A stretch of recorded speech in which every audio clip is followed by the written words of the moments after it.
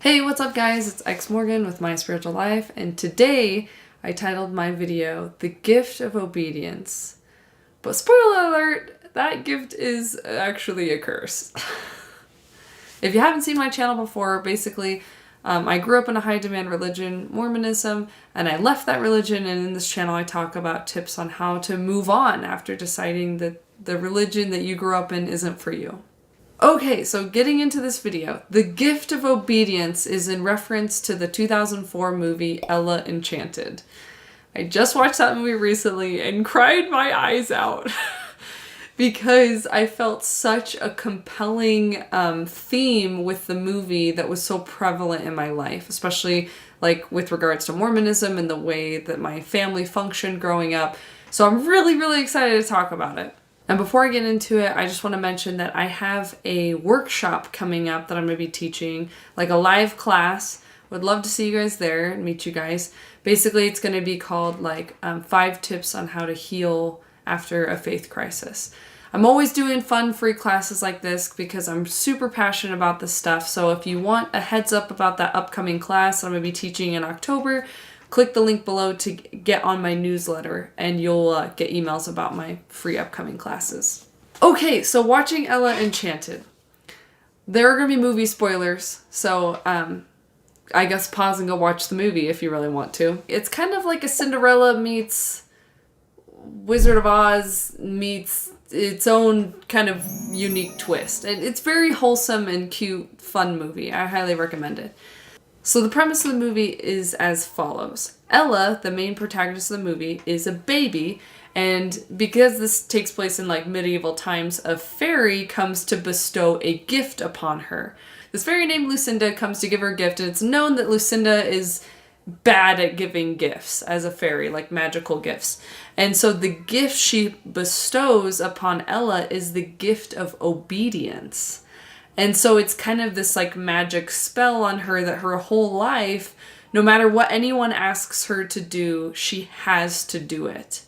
So it shows like kind of this montage of through her life, like as a kid, someone saying like, yeah, that cake looks so good. You should stuff your face with it. And like, she's just like stuffing the cake into her mouth. Like she can't stop it from happening. It just like, it's like forced. So the whole premise of the movie is her dealing with this issue, and she comes to an age where some bad people in her life find out about this curse or gift and are using it against her. And so finally she comes to this point in her life where she's like, I have to get this curse to stop. I have to change. This is so uncomfortable having to do all these terrible things. And so she goes on the hunt to try to find her fairy godmother, Lucinda, and she spends a majority of the movie trying to find her to get her to take the curse back. So before I get into the rest of the movie, I want to explain why this was so profoundly emotionally impactful when I was watching it. Because watching Ella go through her life, having to just do everything she's told always and not getting have a say in the matter was just heartbreaking. I feel like in my life, a combination of Mormonism and the way I was raised led me to feel a lot like Ella from the movie, because I felt like I couldn't ever really be myself. I couldn't want what I wanted. I couldn't think for myself. I couldn't do things I wanted to do because I felt like I was cursed, and the curse was guilt and shame.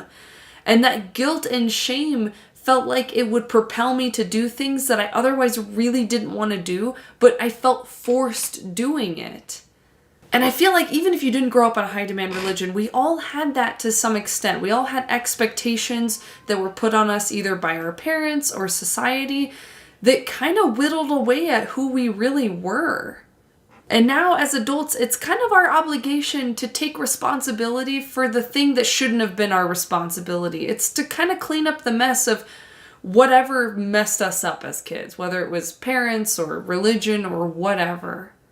And it's hard because we have years of conditioning and pain and beliefs that just don't necessarily feel right to us anymore, that we're having to kind of dive in and sort out. So back to the plot of the movie. You get to this point where a bad person in the movie tells Ella to do something terrible, actually tells her to kill someone. And she knows because of the curse that she'll have to do it if she doesn't somehow stop this from happening.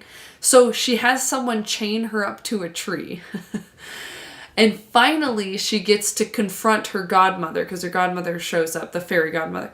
And she says, you have to take the gift back or I'm going to do some terrible things. And she wasn't allowed to say what she was going to do, but she was like, please, I beg you, take the gift back.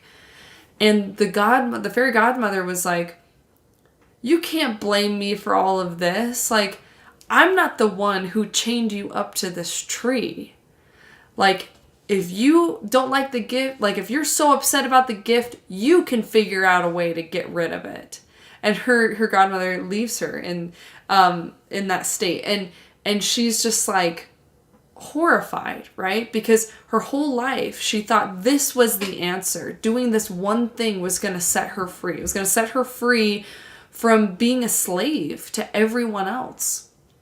And then it turned out that thing just crumbled right before her.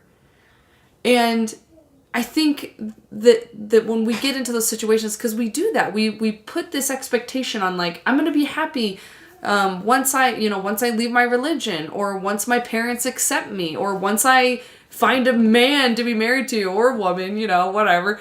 And once these things happen, I'll be happy, right?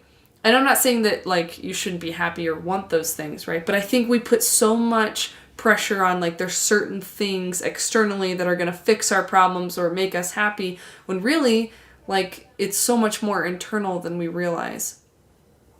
Okay, so from there, she had two options, right? She could just collapse under this pressure and say, and kind of be like, I'm hopeless. There's nothing I can do. This is a hopeless situation. Now I'm going to do this terrible thing and kill this person. And, like, there's nothing I can do about it. But instead, she decided to be a hero. She decided to be a hero and find a way to break the curse herself. And she does. She breaks the curse herself. I was like crying watching that. I was like, she broke the curse. She didn't ask for that to happen to her. She didn't want any of this to play out the way that it did. She didn't want the curse, the gift.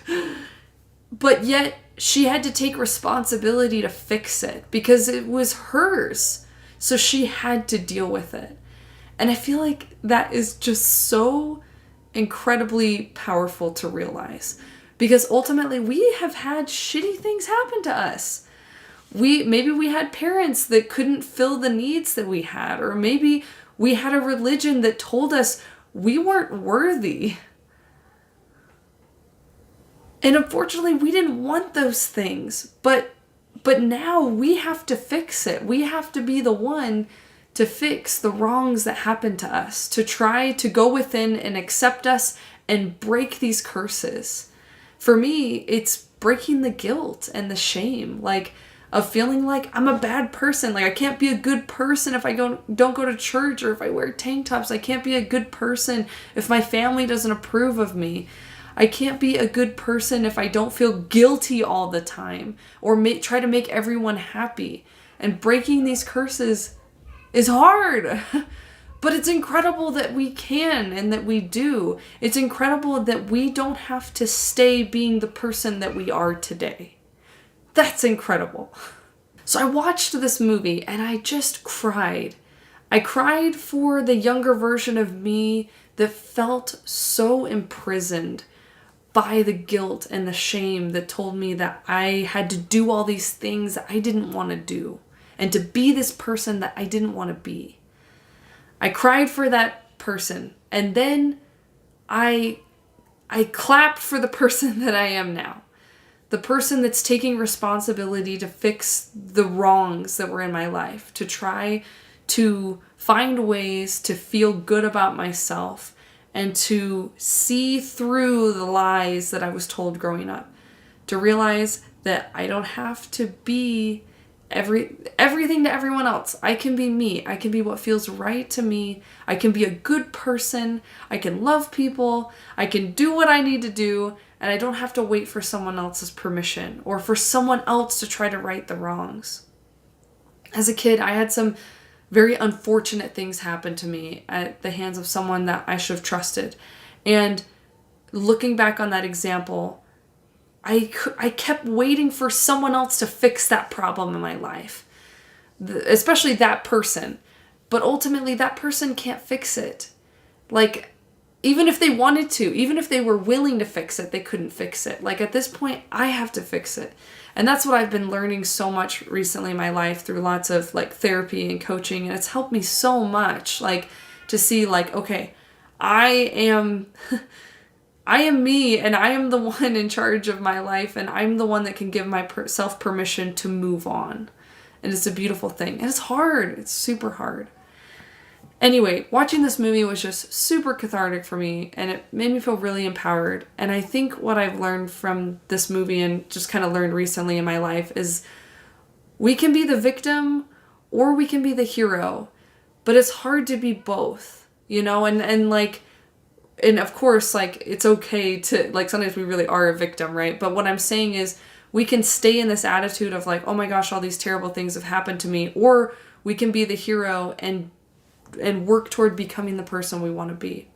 Anyway, as a disclaimer, I really don't mean to diss on anyone who's had really traumatic experiences.